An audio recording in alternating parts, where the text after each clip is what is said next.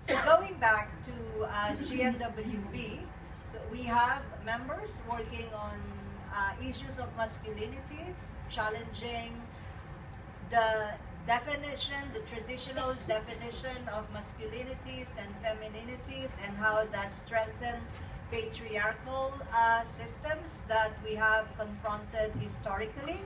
We also have members and partners who have been leading national action planning processes in their respective countries. And may I see a show of hands of how many are coming from countries with national action plans.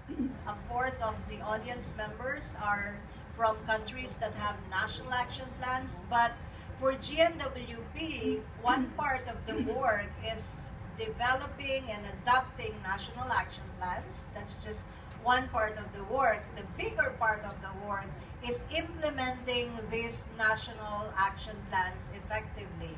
We don't want them to be gathering dust on the shelves of the bureaucracy. And I love to say, we don't want governments to go from napping to sleeping. And sadly, we're seeing a number of those that are, taking a tick the box exercise. They have a list of obligations to the UN, and 1325 National Action Plan is one of them. And as soon as it's developed and adopted, they forget about implementation. And of course, this is very evident in the fact that we have, by the way, 47 national action plans now out of 193 member states. That's about 24%. We're now on our 15th year, not a good indicator at all. So when governments develop national action plans without budget, clearly there's no intent to implement. So this is some of the work that GNWP has been doing in the last 5 years. And we know that while there's a huge advancement in the normative framework, we now have 7 resolutions. Women, peace, and security, next to the issue of children and armed conflict, has been a policy area where we've seen the most rapid development. But as we know, the gap between the talk and the walk is just continuing to widen. And that is the focus of our work. And that is why General Recommendation 30 is very, very important. One particular section in the General Recommendation is calling on member states, the 188 member states that ratified CEDAW, to ensure that national action plans are translated from paper to realistic action. And that will only happen if civil society are active participants in the development of national action plans. And if you come from countries that use the magic wand strategy for developing and adopting national action plans, you should worry. By magic wand, I mean countries that all of a sudden announce that they have a national action plan. No one knows who drafted it. No one knows how it came about. That is the worst strategy for developing a national action plan. I thank International Alliance of Women, Karama, and the Permanent Mission of Austria for co-sponsoring this very important discussion. I represent the Global Network of Women Peace Builders, which is a coalition of women's organizations and civil society from more than 30 countries, mostly conflict-affected countries. And our members are at the forefront of the advocacy for the full and effective implementation of these resolutions with 1325 as the founding document.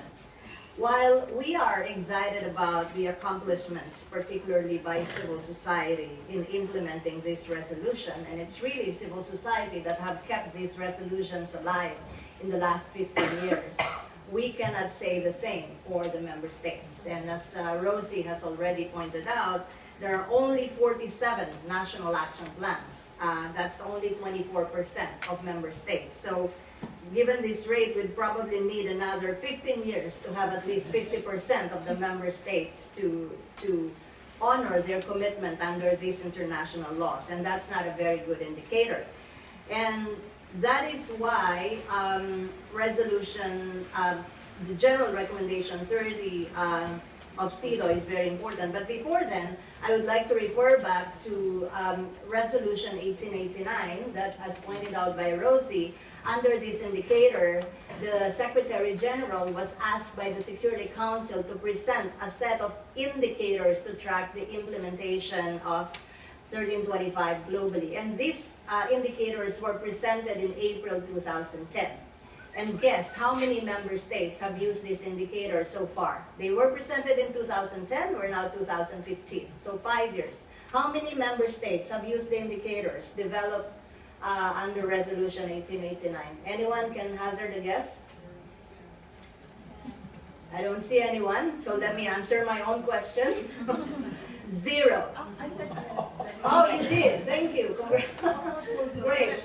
0. I said that, but I was ashamed to say that. Yes, it's embarrassing. It's a shame. No member state have used the indicators developed under 1889, and I hope the EU is having more luck with their indicators.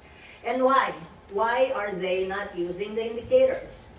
2 reasons. 1, many member states see these indicators as just a name and shame exercise. Using the indicators, monitoring implementation is an accusatory exercise. The reason is many member states, and this is especially true for developing countries, see this as an additional reporting burden. Already, many of them are finding it difficult, a lot time-consuming and tedious to reporting. And there's a plea to harmonize the reporting system of the UN, which I think makes a lot of sense. And this is where CEDAW GR30 comes in. And as Ms. Bidema, one of our outstanding CEDAW experts, has pointed out, CEDAW GR30 is very powerful because it is the CEDAW experts' interpretation of state obligations under international law, and it has an almost universal ratification. And she already elaborated on the scope of the general recommendation, and I would like to stress that it's a lot broader and more comprehensive than 1325 and 1820 themselves. So there's a lot of complementation already in that regard. But I would like to just go over very, very quickly to Part D of CEDAW General Recommendation 30 under paragraph 28, wherein the committee recommends that state parties that they allocate adequate budget for the implementation of national action plan. And this is very, very critical. And so far it's been very problematic that a lot of these national action plans have been developed without budget. When there's no budget, there is obviously no intent to implement. And we almost feel like asking, are you kidding? You're planning without budgeting, and we know for a fact that governments operate on budget. So that is another very important provision in CEDAW GR30 is the emphasis on the collaboration with civil society in the implementation of the Security Council Women, Peace and Security Agenda. I know some of our colleagues, even civil society, have reservations about National Action Plan, that it might be a way for member states to usurp the agenda. But that will only happen if there is no civil society engagement from the get-go. Civil society need to be there from the drafting to adoption to implementation and monitoring.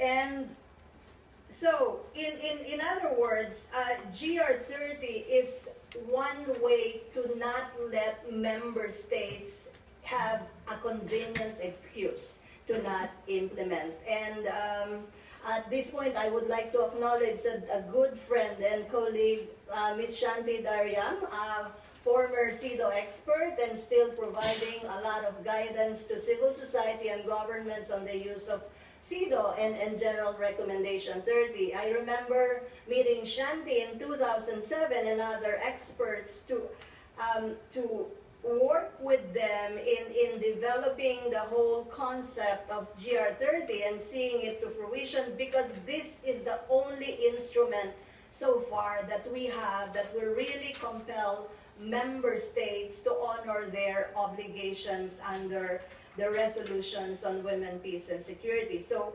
GR30 has a very strong potential to close the accountability gap on this resolution. It is a very strong instrument that will pressure our member states to walk the talk. Enough of the words, as this panel is saying. We want to see more actions than words. Thank you.